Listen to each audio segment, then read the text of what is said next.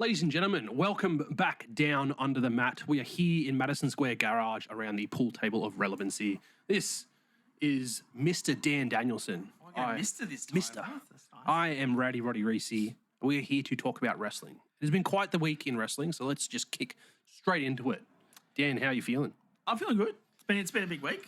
A lot of work. Yeah, School holidays are now starting for those of you in Australia. Well, for Canberra, New South Wales. Yeah, so, East Coast mainly. East Coast, yeah. Or southern East Coast. Kids off for 2 weeks, so I'll get a bit more time at home. Time to binge some things, like I binged the Vince McMahon Netflix documentary. Check out our episode on that. Yeah, we'll put that up later this week at some point. We'll have a doco on that one for you. Definitely worth watching. Yeah. Reece hasn't seen it yet. I just went through some of the highlighting points to him and blew his brain on a couple of things that he didn't think was going to come out in that. Yep. You'll have to tune in later this week to find out. But apart from that, no, just watching all of the wrestling. There's lots of all of the wrestling. I'm trying to make sure that I can fit everything in my schedule, which can be tough at times. I have to watch stuff a day or two delayed, mainly NXT and Dynamite. I have to watch delayed, so then I know things prior to actually watching and that sort of stuff. And it's funny with us when we try and watch things, like the prioritization of who puts on what. Like I haven't watched Raw. I've watched most of the highlights of Raw, but I haven't watched the whole show yet. Yeah. Whereas you watch that pretty much live, and then no, I watched it a couple of hours delayed. But well, on the day, I've watched NXT on the day, and I watched Dynamite on the day, but you didn't watch them till afterwards. Till so Friday, we couldn't talk to each other around the different shows because he'd watched what I had. But like, watched what you had. Being our social media guy, I see the stuff anyway, but I just don't get the context behind it most of the time. Oh, and when something so large as Jey Uso winning the Intercontinental title happens on Raw, it's kind of hard not to see that for a couple of days. Yeah, well, I had that spoiled before I'd even finished watching Raw, a couple of hours delayed. So I had it spoiled because I saw the old Triple H. Well, we're on the topic. Let's kick off with that because that's probably the biggest thing in wrestling this week. Yeah. Jey Uso has finally climbed that singles mountain. Yeet! And he has gotten the Intercontinental Championship. Only 2 years into being main event Jey that he finally main evented and won. Yeah, wow. There's more context than that. Is there? There is more context. So we have been very vocal about how mid Jey Uso is as a singles competitor. We don't shy away from it on this podcast. Absolutely not. And that he's got the worst spear in the business. Except the last couple of weeks. He's had good spears. Last couple of weeks have been pretty good. My initial reaction was not good.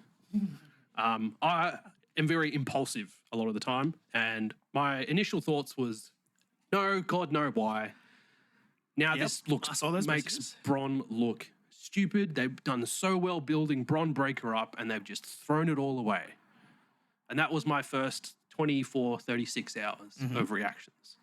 And then I got to watching people's reactions on social media, people talking about it, people making a compilation video, this is like the main point that kind of like switched how my brain was functioning about this match. You mentioned it's been like 2 years that Jey's been main event Jey Uso. Yes. Back when Roman came back in 2020 and he got that Universal title. 4 years ago. His first feud after taking that title was with Jey Uso. They had 2 championship matches. Yep. Jey Uso lost. Yep. We then had that championship match with Roman Reigns at SummerSlam last year. Yep. And he lost that because of Jimmy.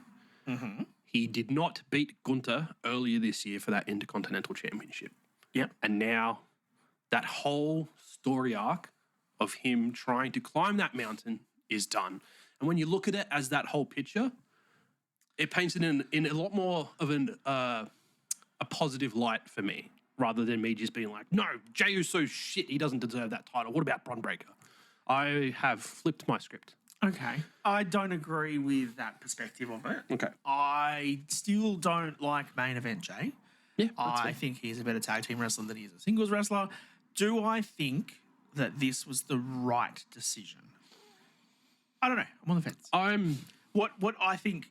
I'm happy Jey got his moment. What I think they've done well, right, is that they have been trying to get us to say that Jey Uso is a main event superstar, right? And he needs his singles title and he should have it. And the way that he eats, the way the crowd does it with him, the merch that he sells, he's absolutely a main event character. Yep. But I don't think this was the right time. No. And I think that Bron shouldn't have been the one to lose so quickly to Jey, not in terms of this match specifically. 51 days, I think his reign was. Look, he will be a future world champion several times over. You look back at Bron's career in 20 years' time, no one's going to care that he lost his first IC title after 51 days to one of the Uso brothers. They couldn't tell which one it is in 20 years' time. It will just be an accolade to his record. He was a 3 times IC champion, 4 times world champion, etc. Right? That's what it will be. But right now, as we're sitting in it, it's probably too soon. Yeah. The story that they told through the commentary with Joe and Wade Barrett was all talking about the inexperience of Bron Breakker against the experience of Jey. Jey's been in WWE for 14 years, right? Yeah. You mentioned that. Before you finish yours, I just want to pop in some 2 cents. Yes. That whole part, because I've seen some people reference that, and I figured it will come up at some point. Yeah. At no point during that match did I think that it was the more experienced competitor getting the upper hand on someone who's inexperienced. I did not see it as that sort of match. I saw it as just 2 competitors going at it. One just magically managed to get the upper hand and get the victory. I mean, when Bron's doing the Steiner push-ups and gloating and he does his Frankensteiner and he points to the crowd as he does it, like all of that is inexperience, right? Okay. He over-gloats a little bit where he doesn't need to. Where I think that they are trying to tell us the inexperience cost him is when he hits the spear on Jey, and then, Jey then like spears him, splashes him, and he kicks out, right? And then they go outside the ring and he hits the spear on him. Well, no, he attempted to hit the spear through the barricade. No, the first time he spears him. Oh, he did. Right? Right. And Continue. so then, rather than taking advantage of that, putting him in the ring to spear him again, Yeah. he doesn't. He then goes for another big one, which is when Jey super kicks him. Okay. And then the third time he tries to do the same thing that worked once, didn't work a second time, Jey then spears him through the barricade, right? So what their pitch is that, hey, he tried something and it worked. He tried it again and it didn't. He didn't learn from what he did the first time. And he tried to do it again. Right, That's why Jey did. So that's what I think that they're trying to tell you. And that, look, to me, is fine. I understand. And I think if I'm looking at this, stepping right back out of the decision-making box of this match and this Raw and this year of WWE, do I think Bron Breakker should have won the IC title and lost it in 51 days? No, I do not. Do I think Jey Uso deserves to be a singles champion and should have won the IC title? Yes, I do. Those 2 decisions... But months earlier. Correct. Jey was past the point of where he should have won this. Yeah. So I think it was more important as a decision in the business to put a title on Jey and make him finally win than it is for Bron to lose. And that's the thing. You look at the lead up to this match and him going through that mini tournament, getting the number 1 contendership. Prior to that, what was he doing? Between Mania and winning that number 1 contendership, can you remember what he did? You know what? I don't reckon this was the call 2 months ago. No. Like, you think 2 months ago when Sammy and Jey started hanging out backstage again, we were starting to tease. I thought it was going to be tag team, man. I reckon that was the plan. So then that was what was going to happen. And then all of a sudden you're like, oh, you know what I reckon this is? I know what the catalyst is here. This is me being... Is it Rikishi? No. And him bitching and complaining on social media about how they book his son every goddamn week, and then bitching about how they booked him to win the title. Oh, that was a much bigger moment. It shouldn't have been on Raw. It should have been on a pay-per-view. Blah, blah, blah, blah. That whole Your son Raw, just won the fucking Intercontinental Championship. Be happy. that whole Raw was based around Jey winning that title. There wasn't enough stuff otherwise for anything to come out other than Jey. No, what I think Fucking your Rikishi, issue man. is, and what I think the change was, Seth Rollins. So pre-SummerSlam, I think Seth was probably getting involved with this Gunther, not the Gunther, the Punk and Drew stuff. But then I think you're probably going to move one of those 3 onto Gunther. Yeah. And it was probably going to be Seth. Because you probably say, look, Seth can leave that feud. He can have a couple of months with Gunther. And then Gunther can beat him. And then Gunther then faces the winner of Punk and Drew down the track. Yeah. Seth's injured. Seth can't work. Seth can't do all these matches. He wants his time off. Sorry, man. Sorry, Triple H. I can't do it. Yeah. So we get Bronson to write him off TV. Yeah. That then leaves Gunther open. Who can we put up against Gunther? Well, we can't do Damien. He's got things. We can't do Punk or thing. So That's we where do Sammy comes in. Yeah. But that means we're taking Sammy away from Jey. Okay, And then what do we do with Jey? Because we had the... Right. The stars have aligned. Stars have aligned. That's what I reckon happened. But yeah, in general, look, this was a great match. It was actually a really entertaining match. Yes. If I had not spoiled it for me, I would have been thoroughly invested. That first near fall of the first The spear splash from Jey, I was like, oh, I bought it. the fact that I bought it hard. like even after having the match spoiled for me, that spot there, I was like, oh, wait, what? It's not done? Yeah. Because like typically you get the spear splash spot and that's it. Correct.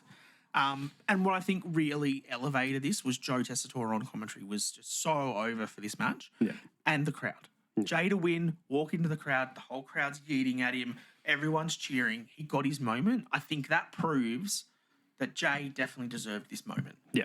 Do we agree that the timing of this moment was probably wrong? And this should have been pre-SummerSlam. This should have been, earlier on at some other point. They should have won a different title, probably. I was thinking about it during the week. I would have liked to see Sammy and Jey do a friendly thing for that championship. Yeah, okay. That could have been interesting. Like a Cody KO type match. Yeah. Yeah, I could see it.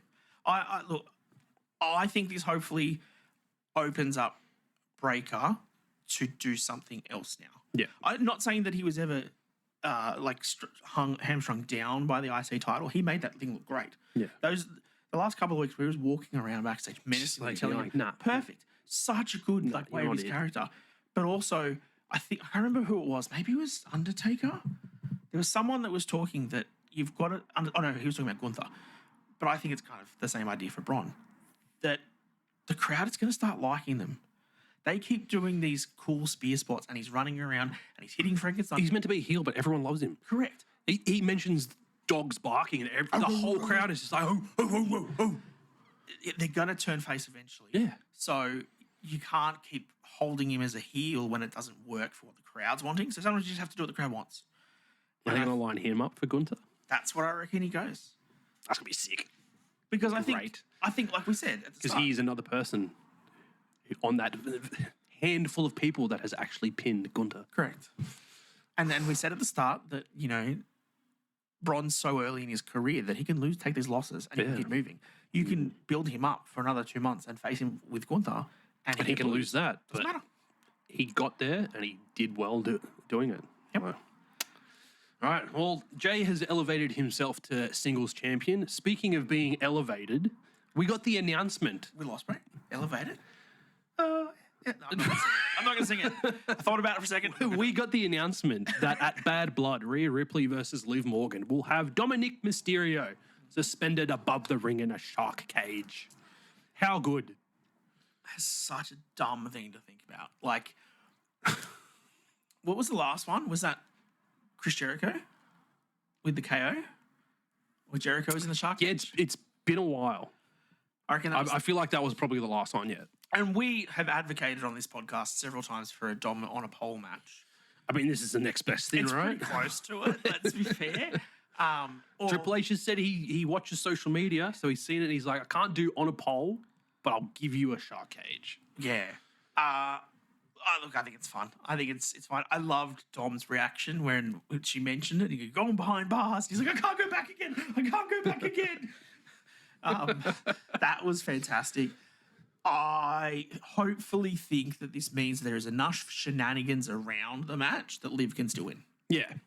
We love Mummy. We love Rhea. Something around the vibe that's going on right now, I don't see this being Mummy's shining moment to get that championship back. It doesn't feel like it's going to be that time. I can't explain it. There's just something in me that says she's not winning at Bad Blood. I don't think she's either. And also, for Jey to have won a title, I don't think that you're going to want Jey to be with the Terror triplets, or whatever they want to start calling them now, having the title. Got to think of something funny to call them. Rhea gets the title back, and then Damien's the one that's still chasing a title, and then there's too many. I don't see them as the faction that should hold all the belts. No.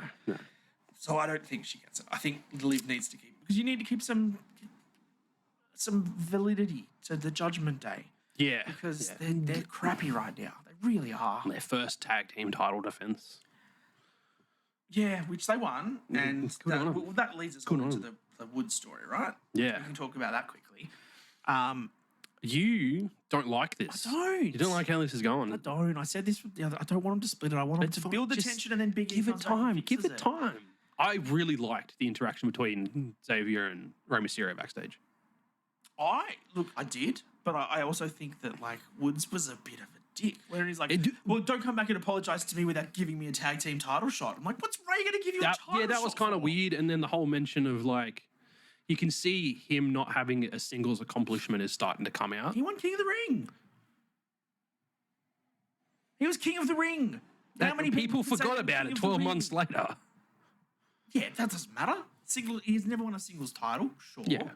I kept bringing up the fact that, you go, Ray, you go focus on a former world champion as a former world champion. And then Kofi chimes in and says, look, another former world champion timing in. We're not teasing Gunther versus Woods. So here's the thing I noticed on social media this week. Someone brought up the fact that WWE doesn't reference stats and reference things repeatedly without making some sort of big spectacle happen. Now, with that promo, if Woods continues down this road of him not having a singles championship, within 12 months he will have a singles championship. Absolutely. Well, I mean, I was going to ask you before, who goes with Jey now? Kofi. They're going to turn him. Could you imagine how angry Woods would get if Kofi got the title shot, Kofi beat Jey, and then Kofi was a champion before Woods was? And then that's your turning point. As long as it's got nothing to do with bloody old mate and his crappy Final Testament. Like, he's on to trying to turn the Miz now, apparently. Oh, that was a very awkward encounter. Like, okay, Miz has been a heel in the past. He's having probably the longest face run of his career right now. Yeah. He's not doing much, though. I kind of miss heel Miz. But also, like, him as that character, where does he fit into the roster? There's no room for him as a heel. We've got so many better heels on that roster. You're right in the sense that, there's not a lot of chicken shit heels, though. There's a lot of heels. I mean, Finn's kind of getting there, isn't he? Yeah, well, Judgment Day as a whole, I guess, but that's more of a faction thing. But where does Miz go? So I agree with that. You mentioned Bronson. Let's chime in on that shall we? Godzilla versus Kong promo video. That was so good. Oh my goodness. Again, one of the best parts of Raw was just two big meaty men slapping man meat. So good. And the way that he just came out of nowhere and attacked Braun as he was trying to get into his... Bronson, into his match. Braun just launches himself off the barricade. Oh, that was so great. The double tsunami. Oh, on the two poor security guards. Oh, dude, that guy on the top was crushed. Double choke slam looked superb. There's one of those security dudes. I obviously I've seen him a couple of times now in these spots. He's the ginger dude with the beard and the top knot. Yeah. He takes a good bump. I see him on all of these things trying to break everyone up, and he gets thrown around. He sells it better than most people. So good on you, whoever that is. I'll see you in NXT in 2 years' time. Yeah. This was so much fun. The way they've done this last Monster Standing thing. Yeah, as you predicted last week, man. Last Monster Standing. God, just go. This is going to go ham. I'm so pumped for this, dude. Yeah. With what they've just been doing, like last week, not having the match and just demolishing each other. This week, again, not having a match, just demolishing each other. It is going to be mental next week. Yes. I can't wait. I can't wait for that. I'm also keen when they finally do pull the trigger and let Sammy face Gunther. Yeah. I almost bought that today. I almost bought that. Yeah. I was like, Gunther's coming out against Ridgear. For context, in case you haven't seen, Sammy beat Ludwig Kaiser in a match, which was expected anyway. Gunther comes out in his ring gear, and I was like, oh, they're going to do a match now, are they?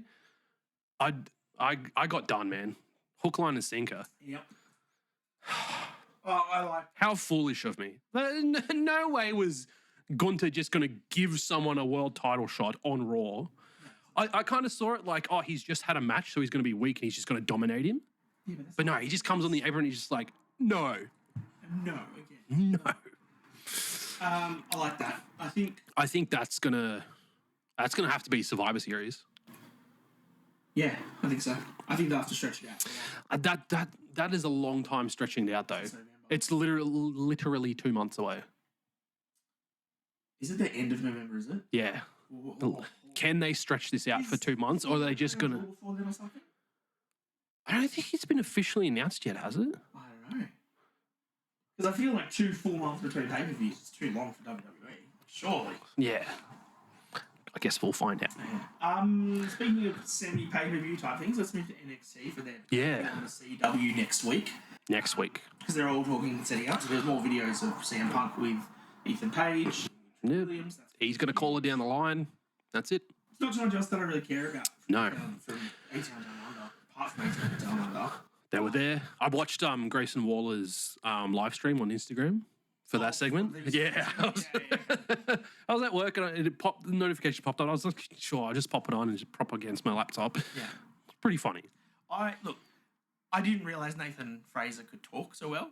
He's pretty good on the mic. Pretty good. The logic that he puts out there is why is it called the Grayson Waller effect when it's, where's Austin Theory? Where's your face not even on there?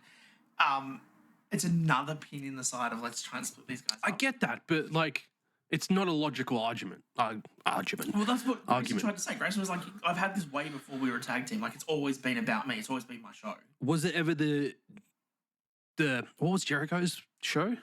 Talk is Jericho. Yeah. Was it ever his actual podcast? No. Because I don't think he changed his name, the name of his show, when he was teaming with KO. Oh no, because then that's what. Did they change the KO show to be the Jera KO show?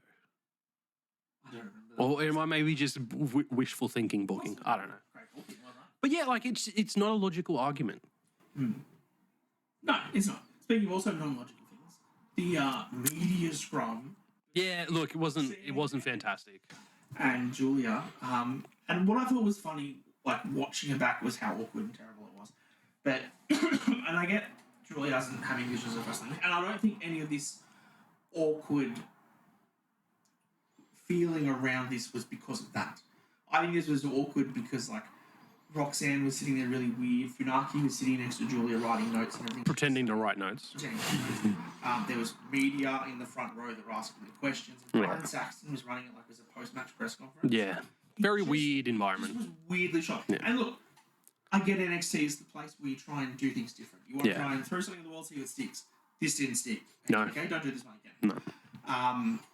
So that whole promo and stuff was weird. And Roxanne was saying, I've watched all Julie matches. I knew who she was before you were.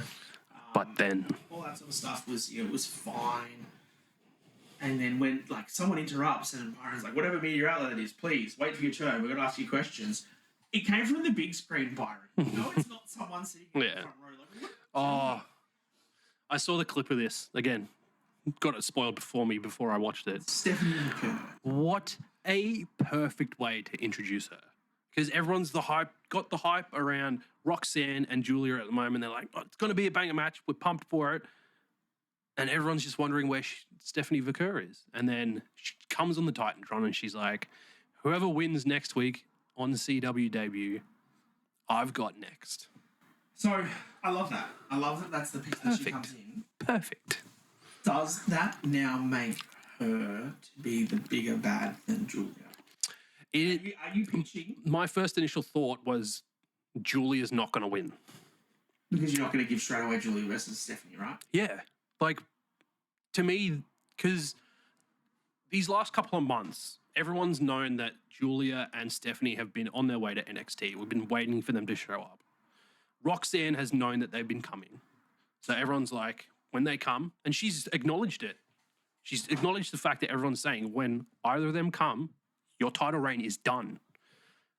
I feel like it would be a perfect booking. Not perfect, but a great booking decision. Because everyone expects Julia to win this. But now that you've thrown Stephanie into the mix, Roxanne retains next week. And then if you put Roxanne over Julia clean, doesn't have to be clean. Who else is getting involved? Stephanie could come out. But why would Stephanie come out when she said I get next? Maybe she's just at ringside and wants to observe. Look, maybe it's just wishful thinking, right? I think it's wishful thinking. Look, I like it. I love the fact that we've now got these fantastic female talents that a lot of the WWE owners haven't seen. And we've still got Delta to come. Delta's still on the way. That's fantastic. But it kind of makes me worry that you're already pitching the next big bad before this big bad is done. Yeah. And that's what made me think Roxanne's going to retain, because it feels like they're kind of jumping in the shark with Stephanie and her just being like, I'm next. But then you just push Julia to the side. Julia's like what a lot of people would say is the better of the two. All of her New Japan career and everything. Like she's, if you were ranking them 1 to 3 in terms of global wrestling Experience, it would be Julia, Stephanie, Roxanne. Yeah. But we're putting that Stephanie is above Julia and Roxanne's above both. Which It's going to be interesting next week. I'm interested to see how it plays out. Yeah, absolutely. Absolutely. That's pretty much all it's worth talking about from NXT. Not going to lie. Absolutely. It was not a very eventful show. Not next week, but the week after, the second week of NXT's CW debut when they're in St. Louis. That's when you're getting you're getting Brandy, you're getting A-Town down under against Fraxium for the titles. That would be when... That's just before Grayson comes back down under for PWA Coliseum. Yes. Which we're pumped for. Down under, I want to touch on this point right now. Your WSW jumper. World Series Wrestling. World Series Wrestling. They've announced 5 people so far. Yeah. For the tour next year. It's a pretty banger lineup. So far. We've got 92% of the tickets sold in Sydney, which I think is the highest. I don't think I'll be going. Oh, awesome. So we've got Dolphy Ziggs, Nick Nemeth. Yep. Our WSW World Champion. Our female world champion, Ash Elegance. Yep. We have Danhausen. Yep. Very nice, very evil. Yep, very evil. We have the... Bro. Matt Riddle. Oh, we have Matt Riddle too. Yep. 6 people then. We have the indie god himself. Matt Cardona. 2-time WSW World Champion. And we have... Don't hinder the gender himself. Raj Desi. So, like... That's a pretty stacked lineup. And for them to bring that into the announcements over the past few weeks, they're doing their 20th anniversary show. So Brian Cage will be on it for sure. Yeah, because he has not missed a tour yet, so he'll definitely be on it. Actually, they're announcing someone tomorrow, so that's probably going to be Brian Cage. That's a stacked lineup. If you're in New Zealand and you see this, you should probably grab tickets, come over, because that is a stellar lineup. And from our experience when we went to it this year, all of the wrestlers are really open to chatting and stuff. They'll sit just in a room where they'll do signings and photos and different things like that. And they're all really keen to talk to fans. Like, you have really close experiences, much closer than you'd ever get at an AEW, TNA, WWE type thing. This will be your chance. If you want a selfie with Dolphy Ziggs and you got $50 spare, go spend it. There you go, mate. Yeah, I'm keen. I'm probably going to go to it. I'll see. You'll see? All right, good to know. I might be getting a temporary... You saw it here. He said he'll see. I might be getting a temporary promotion at work, so I mean, a bit of extra money. SmackDown. Let's go to that before we get to AEW. Oh, why? We just watched it, so... Yeah, all right. Might as well talk about it while it's fresh. Big thing from AEW this week was the focus on KO and Randy Orton. That was SmackDown. And, yeah. What did I say? You said AO. KO? I don't even know. Oh, my God. KO, Randy Orton, and Cody Rhodes, and the Bloodline. Major focus point of this week. What a fucking surprise. Mm-hmm. Now, those of you that have watched our TikToks and our podcast from last week, I pitched a story where you're going to tease all of this tension between KO and Cody Rhodes, and he's not going to turn. It's going to be Randy Orton that turns. And this, instead of SmackDown... We nearly got it. Perfect. We nearly got it. The last segment of this was KO filthy, angry, shoving Cody Rhodes, and Randy in the middle being like, hey, KO, stop, leave it. It was me. It wasn't him. It was me. Leave it. That is what Dan pitched. Exactly what I pitched. And then Randy turns around and does the RKO. Oh, I was with bated breath. I was like, please do it. I think that is still what happens. I think they're still pitching this. It's just going to depend on how long they're going to drag this out, because... Well, you have to take a path by blood, right? Yeah. Because you have to get Roman either into Solo and whatever story you're putting him with that, and get Cody away from the bloodline for Randy to turn on him. Otherwise, why would Randy turn mid a bloodline feud? Yeah. I really want this tag team match with Roman to be Cody's last involvement with the bloodline. For now. I don't think it's going to happen, but for this current story arc where Roman's trying to sort out Solo and his lackeys, I want this to be Cody's last involvement, because at the moment, his title run is very, very flat. Mm-hmm. I'm very disinterested in it at the moment. Until this whole KO Randy Orton thing happens, something needs to happen to spice it up a bit. And I think I sent you a meme during the week around this sort of stuff. And you brought it up before when we were watching this, was that the expectation from everybody, and it has been for months, is that the War Games is a bloodline War Games, right? Yep. It's Team Roman versus Team Solo, or some variety. You're going to get Jimmy and Jey back and Sammy back, or whatever. What if that doesn't happen? What if that's actually not the story? Yeah. What if that's not what we were doing? What if the bloodline stuff isn't in War Games at all? Or what if it is, and it's Solo's bloodline Against Roman. DIY and the Street Profits? Yeah.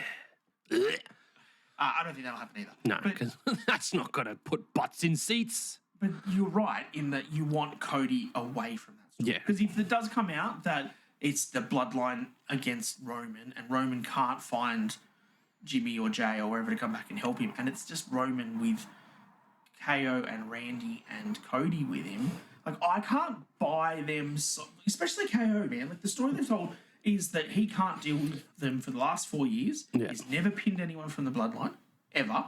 He's never won any of those matches. He hates them completely. He doesn't trust that Cody is trusting Roman over him. Yeah. You can't just say, all right, fine, we'll just have a War Games match together. Yeah, no. It doesn't logically line up with the storyline. Yeah.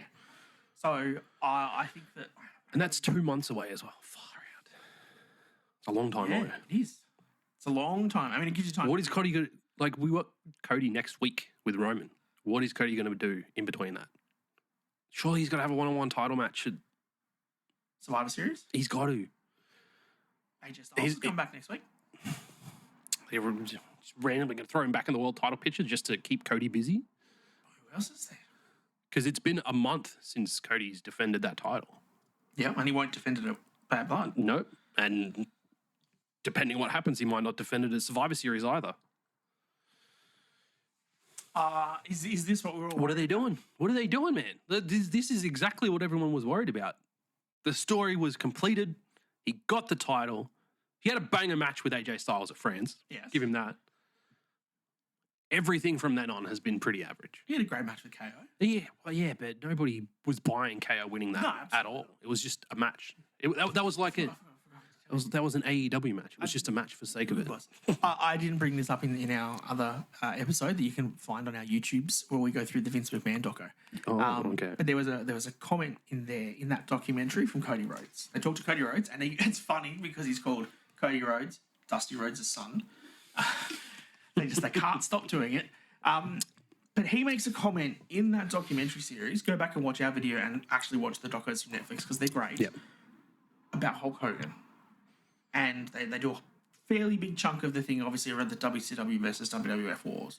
And how Hulk Hogan joins the WCW. And then when he eventually makes his turn to create the NWO. And he turns. And Cody says very specifically that when he was a kid, was watching, and it was one of the greatest moments in wrestling because it was the biggest babyface that had won everything in the company, that had held all of the titles, that had carried all of the kids, carried all of the merch sales. He was the golden goose for the entire business, and they turned him heel, and it was the coolest, best decision they ever did. Cody Rhodes said that turning the golden goose Read between the lines was on the that, best guys. decision they ever did.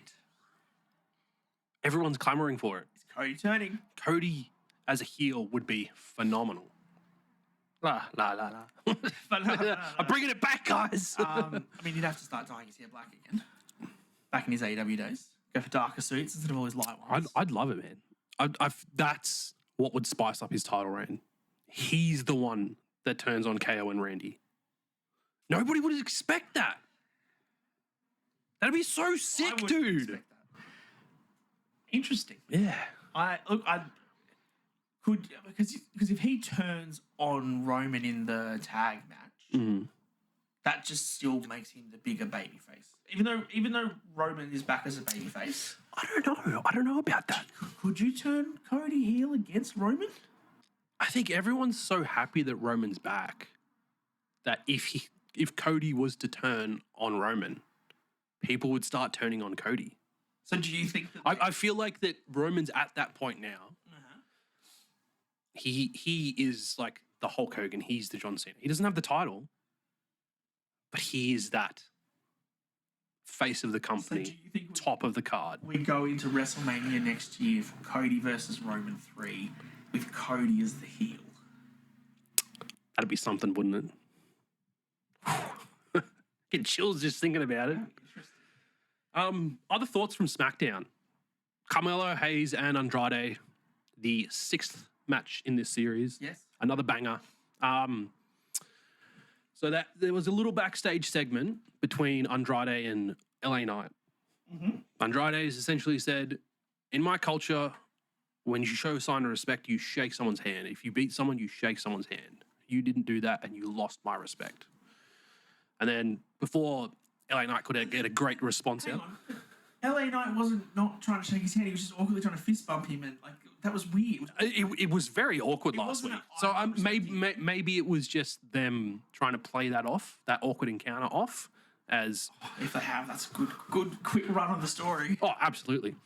Before LA Knight could get a great rebuttal to Andrade, he gets taken out by Carmelo Hayes. Surprise. Match happens, banger match. I really liked the spinning power slam on the apron. Did you know that's the hardest part of the ring? It is the hardest part of And it. he hit his tailbone directly on the corner of that. That looked painful. I also really enjoyed the reversal of the superplex into a cutter. Oh, That was nice. I was sitting there before I got dressed to leave for lunch, and Annie was sitting there, and that happened. I was just like, what the fuck? So good. Loved it. Loved it. Look, these guys are phenomenal. Yeah. Look, obviously, they're going to book it best of 7. It won't be a bad blood. It's probably at SmackDown or something. Maybe Yeah. they'll do it. Who knows what they're doing? And if it comes to a draw, whatever happens, I see this somehow leading to a triple threat for the United States Championship. Now that there's tension with LA Knight and Andrade, because one, LA Knight beat him, and then the whole handshake thing. And then he essentially cost Andrade the match this week because he came out to attack Carmelo, who had attacked him earlier. So I feel like it's all intertwined at the moment, and it's going to lead to a triple threat. No, it What? won't. Lead off at a 4-way. Who? AJ Styles? Logan Paul. Logan. Oh, he's back Or, in prime form. I reckon he comes back. Although, no, his partner still hasn't had their baby. No. So he probably... She's fairly pregnant though. I saw a TikTok of him unboxing their what's the thing called? Snackly? Lunchly? I think with Mr. Beast. Yeah. Yeah.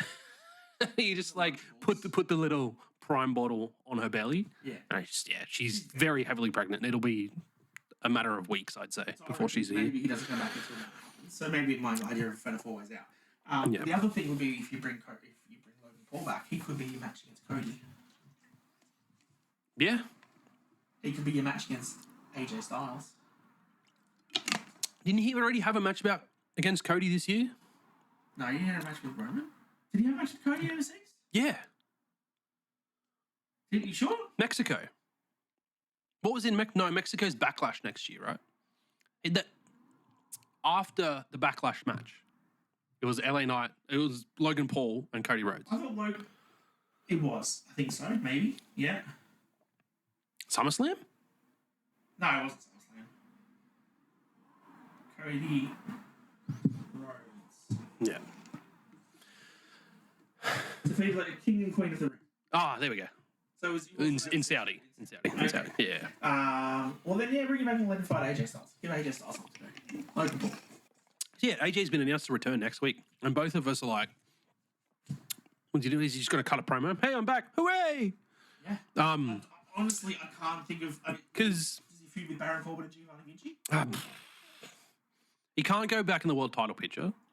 No. I threw out the idea of him and LA Knight renewing that because it's technically at 1-1.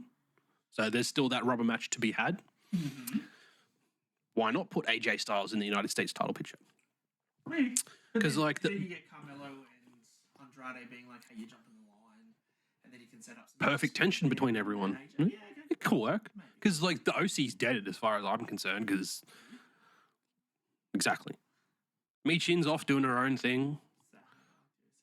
The Good Brothers are down in NXT losing to Hank and Tank. Hank and Tank. I saw them take the pin. I was like, what? They must be at a point in their career where it's just like, okay, let's help build up some new talent. I reckon they're probably almost transitioned to coaches as it is. Yeah. More so than What else could they be doing? I mean, what else they could be doing? Well, they could be rejoining. Yeah. Let's pivot to AEW. Or do we want to touch on that backstage segment?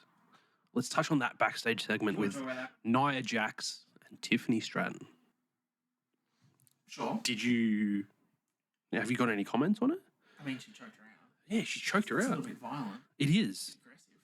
Yes, Probably but a plastic bag. no, it's ties. But we'll talk about that later. We will too. Look, I think that, yes and no. Are they rushing this turn? Yes. But also, like, I'm kind of not mad about it because that backstage segment I really enjoyed.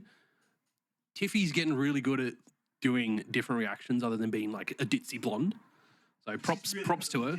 She's really good at that. But that segment was great. I hope. First thing that came to mind was Charlotte is imminently coming back. Yes.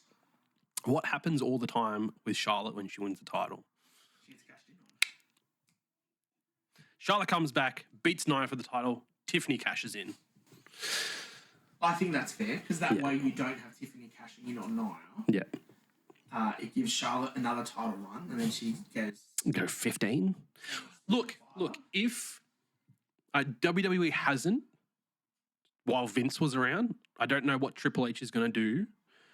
If they count the NXT titles, she has technically already reached 16 Women's World Championships.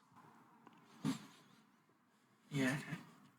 But I think that's hard to include that, though, because, like, then do you include every championship that Ric Flair had in...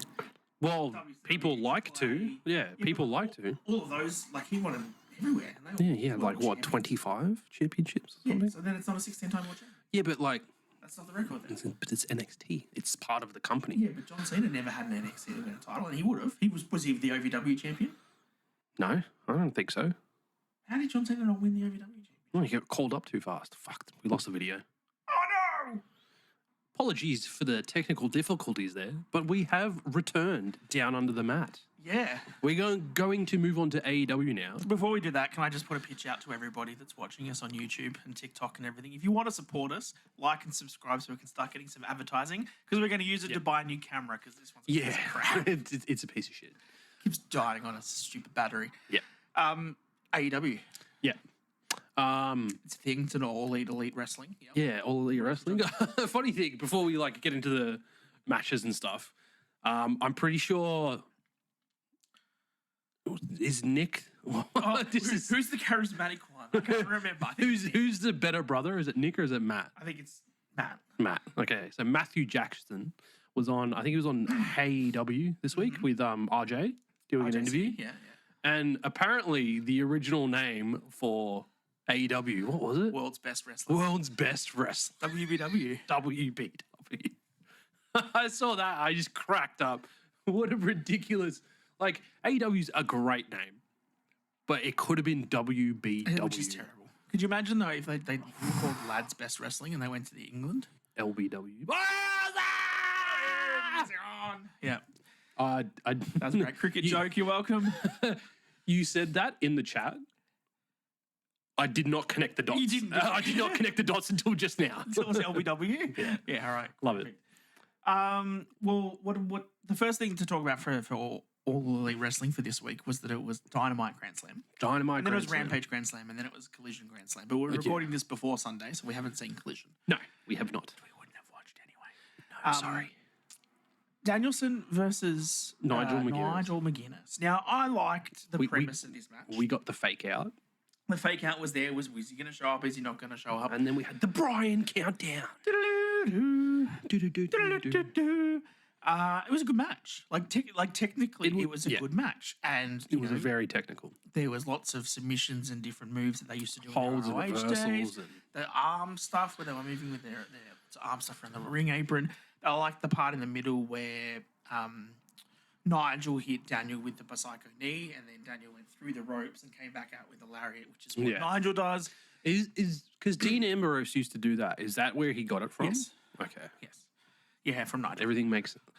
Does that mean he's gonna be? If he took so much inspiration from them, does that mean he's gonna be the one that retires Bryan Danielson? Moxley. Yeah. I mean, he could be. We'll get to that later. I don't know. But look, this was, I think it was a really, really good match. I think the build up for it was fine, short, but fine. The New York crowd just didn't get into it. I don't think they really got into it except for the tag team title match, to be honest. Well, I think the problem too was that you didn't buy into Nigel winning. No, absolutely. Like, I know it wasn't for the title. Yeah. But there's no way that your champion is losing a non-title match to someone that hasn't wrestled in 10 years. Yeah. And I don't think we really bought it. Because I think it would have been good to maybe... It would have probably taken some of the glory out of this match if you did it. But give Nigel a couple of wins on Rampage, on a collision where he beats up Private Party, or the Beast Mortos. Just simple things. Or one of the guys from the Undisputed Kingdom, and he just gets 2 or 3 wins under his belt, and he just looks really good and dominant. Yeah. Then maybe you're like, okay, then maybe there's a better match here. But you had 10 minutes of him in that casino gauntlet, and then he's facing Danielson. And I get the storyline, right? The storyline has been there for years. That's not my issue.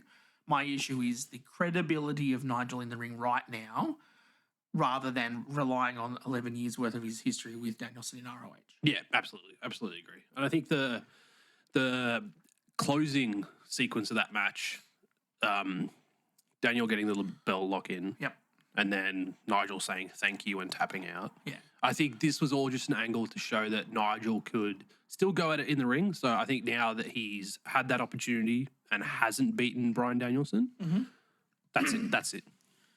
Maybe he can retire on his own terms now. Yeah, possibly. I think maybe you might get him for an all-in match or a Forbidden Door match next year in the UK. But I think that this maybe puts the hatchet under the very prominent, always called back to Nigel and Danielson feud. I think maybe this is the end of that. Yeah. Final nail in that coffin. We'll go on to the tag team title match next. United Empire versus the Young Bucks. And wasn't this a spot fest? Did we not one call of the this best last ways? week? We were like, "This. I don't care about this match. This is silly. Why is it 2 singles wrestlers going for the titles?" But my God, it's going to be fun. And it was. It was. I did not like the finish. I thought it's just this happens. So much to talk to before we finish. Just chill. I know, but it's just stupid. Sure. So many good spots in this. So much tag team wrestling, and the Young Bucks again proved that they are one of the best tag teams in the world. Yep, they can go with anybody. Ospreay is legitimately the best wrestler in the world right now. I don't fight me. Name me a better wrestler right now. Maybe you can say Roman Reigns is a better wrestler character. Fuck off, Baron Corbin, mate. Please, mate. He retired Kurt Angle. Oh no. I think Ospreay is the best wrestler in the world right now. He can sell anything. The way that they put movesets together, where it was like they were hitting a moveset and then moved into the next person and the next person until all 4 of them were down. The Canadian Destroyer into the Hidden Blade.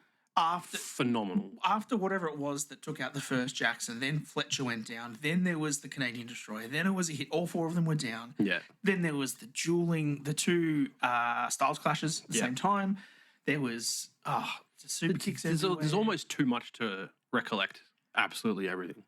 The fact that, we said there was multiple Styles clashes and then a Hidden Blade and then it was 1, 2 and then the Jacksons kicked out. Yeah. Crowd was right into that. Oh.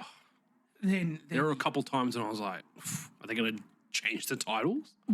And you know what? Don Callis on commentary, I think was great. I think a lot of this storyline that they're trying to pitch here with Fletcher is not...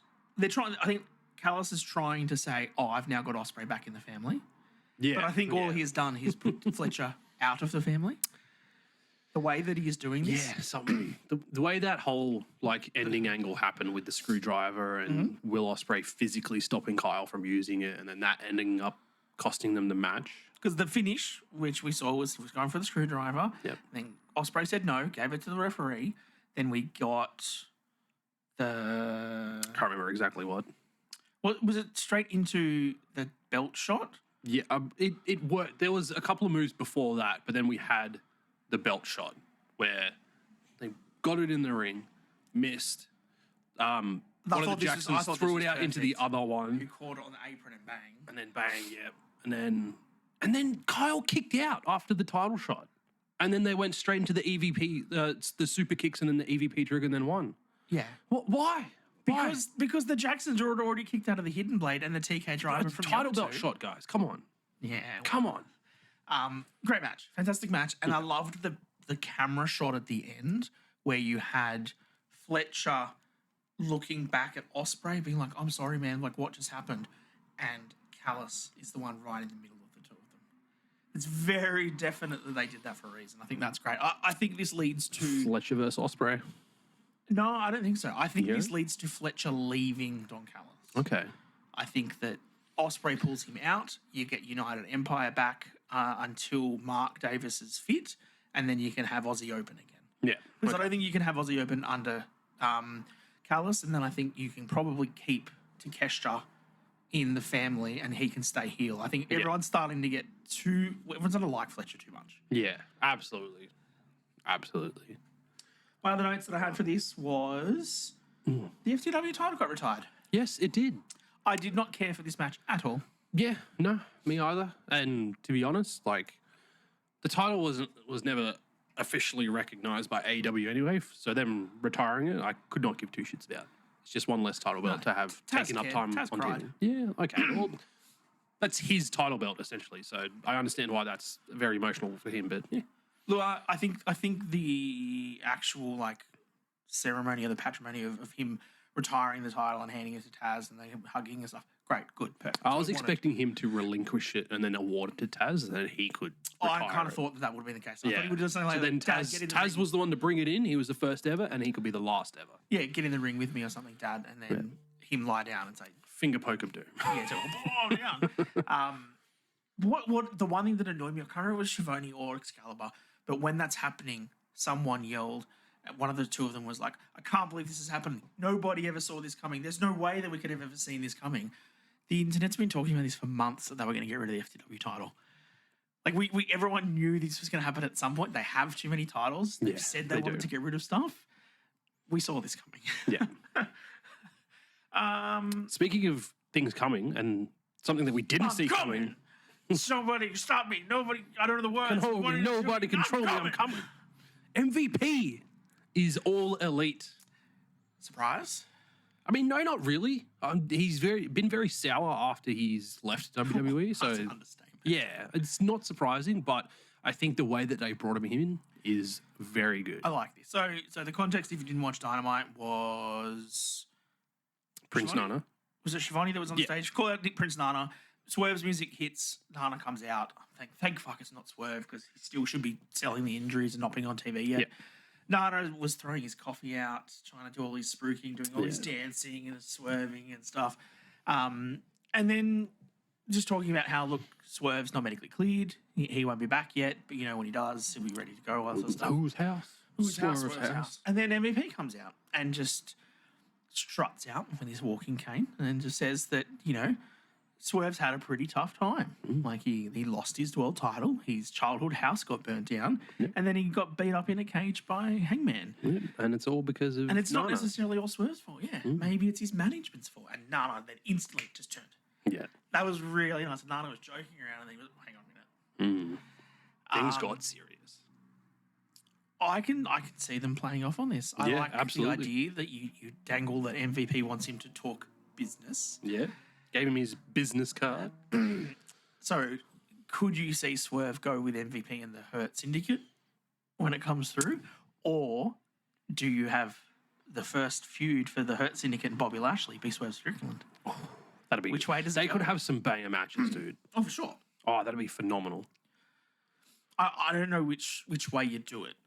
Oh, I'm excited to see how it pans out, though. Because if you want Swerve to stay face, you keep him with Nana and you make him face Lashley. Yeah. If you want to turn Swerve, you make him kick Nana to the curb and go with MVP.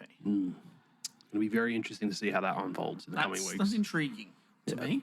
But I also don't think that it's anytime soon. No, I still think this will be a long play for sure. Swerve is probably not fit Well, I mean, he probably is, but I don't think you can put Swerve on TV yet. No. Not until after Wrestledream, which is, I think, mid-October. So Yeah, it's in a couple of weeks. you're probably looking for this to be your thing heading into World's End at the end of the year. Yep. Yep. I can see that. Last thing from the show.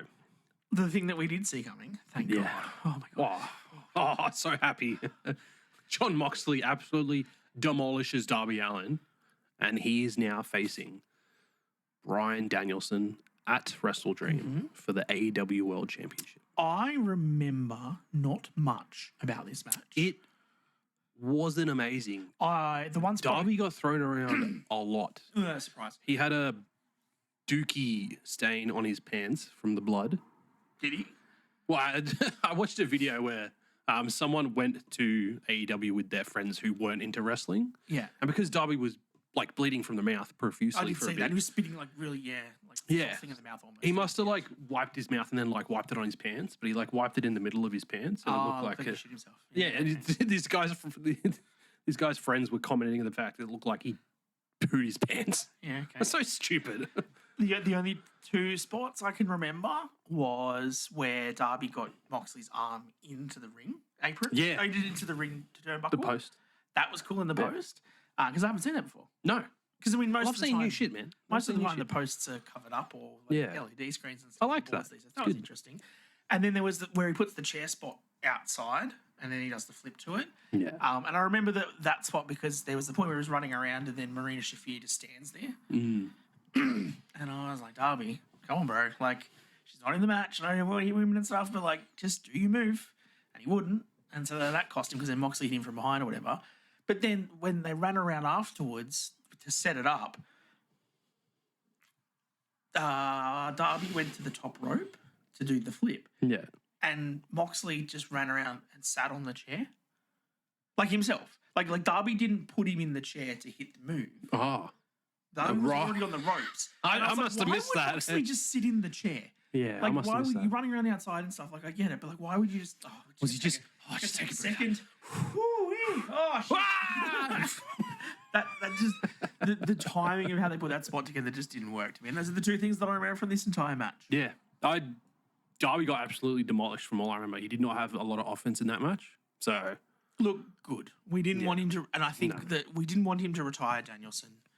If he had have won and it had have been the two of them at Wrestledream in Washington, I think we'd be worrying. So absolutely. Now we don't have to worry. Obviously, after the post-match where Danielson runs in, when with was Claudio and that out there? Claudio and Pac. Yeah, Claudio and Pac. We lost the camera again. Oh, that's all right. We'll just finish it off. Yeah. And then Danielson comes out with the tie and chokes out Moxley. Yeah, that was a perfect callback. Touch. Perfect callback. So if you don't remember, when Danielson debuted with the Nexus, he choked out Justin Roberts with the tie and then got fired. Yep. So it was a great callback. I absolutely loved it. And I thought about it and I was like, we're going to absolutely love this segment, but it's kind of like a bit of a controversial angle for them to do. Yeah. But like, it's not as bad as a plastic bag, guys. No, it's more leaning into the previous controversy rather than being controversial itself. Yeah, absolutely. But look, I think it's the right decision. I think that Moxley and Danielson at Wrestledream is probably the better match. Yeah. We don't want that tease of Darby now. No. And I don't think Darby is time. ready. Especially on this kind of a roster where you've got Okadas and you've got Takeshita's and you've got Ospreys and you've got Samoa Joe coming back at some point, MJF hanging around. Yeah. Darby's not the champion over all of those guys. No, absolutely not. So I think that it's not the time to pull the trigger on him. Eventually, yes, I think he is a champion for that company. But I think it's in a different time when they're all doing other things and there's not a reason to be like, well, why is Darby getting a world title shot when MJF's just hanging out here doing nothing? Yeah, exactly. The right time for Darby is not now, unfortunately. Yeah, the time is not now. Terrible. That's a terrible John Cena joke. We are going to wrap it up there. That's a very clear-cut snapshot of the week in wrestling. Anything else you'd like to tack on the end there, Dan? No, just come and I don't know why I keep looking at the camera while it's Yeah, not no, I working. keep doing it as well. Come and It's like fine. and subscribe and talk to us on TikTok so we can buy a new camera. We appreciate Absolutely. Like, subscribe, engage. Join us on YouTube, TikTok, Instagram, X. That's Dan's domain, not mine. that. I don't use that enough. We also have a brand new Facebook that we've set up, so head over there, like that, follow it. Give us some love, guys. Yes, and talk to us about wrestling. Come chat on our Discord. If you've got some comments about things that you've watched throughout the week, what's your opinions on that Vince Netlflix documentary, and what are your favourite points from that? Because we'll chuck a video where I walked Reece through some of that again sometime during this week as well. So come watch that and have a chat to us because we appreciate everybody's thoughts and inputs. Yep, we absolutely do. Thanks, Dan. It's been a pleasure. Yep. All right. So to finish this one off, let's do guns up into thingies, into a backflip, into a 360-degree turn, into a Spanish fly. Okay. You ready? Yep. 3, 2. Guns up. Oh, Hey, got it. Nailed it. There's no video proof to say we couldn't do it, so we did it. Nailed it. Thanks, guys. We'll see you next week on Down Under the Mat.